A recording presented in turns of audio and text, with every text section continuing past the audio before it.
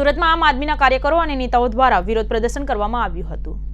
રાજસ્થાનમાં જે રીતે ગેસના બાટલા 450 રૂપિયામાં આપવામાં આવી રહ્યા છે, ત્યારે ગુજરાતમાં પણ એ જ રીતે ગેસના બાટલા સસ્તા આપવામાં આવે તેવી માંગ સાથે રેલીઓ યોજી ધરણા કરવામાં આવ્યા હતા, જેથી પોલીસ દ્વારા 30 જેટલા કાર્યકરો નેતાઓની ટીંગાટોળી કરીને અટકાયત કરવામાં આવી હતી। આમ આદમી પાર્ટી સુરતના વિરોધ પક્ષના નેતા પાયલ સાકરિયા સહિતના શહેર પ્રમુખ અને અન્ય નેતાઓ અને કાર્યકરો દ્વારા હાથમાં કટઆઉટ લઈને અલગ અલગ રેલીઓ યોજીને હીરાબાગ વિસ્તારમાં પ્રદર્શન કરવામાં આવી રહ્યું છે। આ દરમિયાન તેમની અટકાયત કરવામાં આવી હતી। કાપોદ્રા પોલીસ દ્વારા તમામની અટકાયત કરવામાં આવી હતી।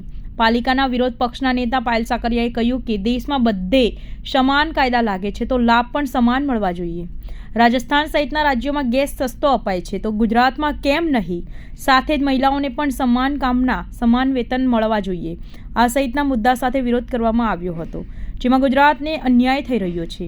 આજે આમ આદમી પાર્ટી દ્વારા મહિલા નેતૃત્વની આગળ આજે અમે બરોડા પ્રેસ્ટેજ અમે વિરોધ પ્રદર્શન કરવા ગયા, પણ ત્યાં પોલીસનો બંદોબસ્ત હતો, જેથી આજે અમે હીરાબાગ ખાતે વિરોધ પ્રદર્શન કરીએ છીએ। રાજસ્થાનની અંદર જો 450માં ગેસનો બાટલો મળતો હોય, મધ્યપ્રદેશની અંદર 3000 મહિલાઓને મળતા હોય, તો ગુજરાતની મહિલાઓ સાથે અન્યાય કેમ? ગુજરાતની મહિલાઓને પણ 450નો બાટલો જોઈએ છે। ગુજરાતની મહિલાઓને પણ 3000 રૂપિયા આર્થિક સ્વાવલંબન માટે જોઈએ છે, તો અમે ભાજપ સરકારને કહીએ છીએ કે ગુજરાતની મહિલાઓને પણ આપો।